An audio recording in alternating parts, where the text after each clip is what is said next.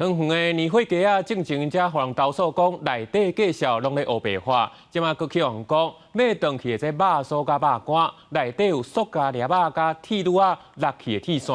市府是表示，会佫要求加强管理，若无改善，上严重会禁止来摆摊。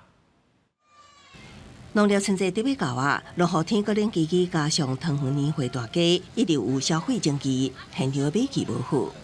有便宜的，也有比较贵。便宜20块啊！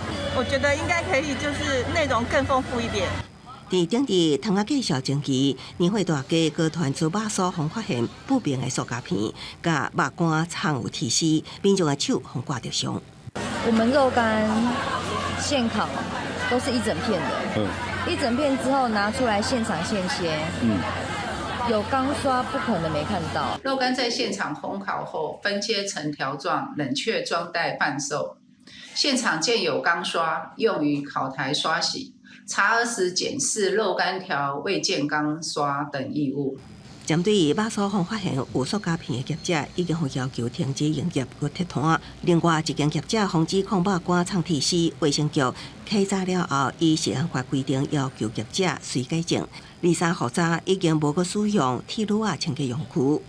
摊商委屈地表示，除了提供医药费，也付6000块的慰问金。也毋过做生意遮尔久啊，是头一摆拄到即款的代志。消费者也拢毋捌直接甲因反映，也实在甲商理有违背。家己做的是小本生意，也想要了解到底是安怎发生的。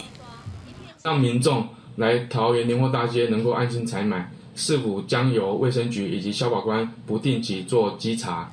经发局表示，已经加强宣导食品安全相关规范，要求所有参与的贩仔加强自主管理，也会继续强化活动现场的管理甲监督。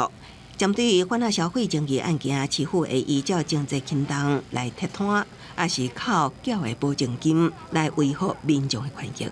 公视新闻采访报道。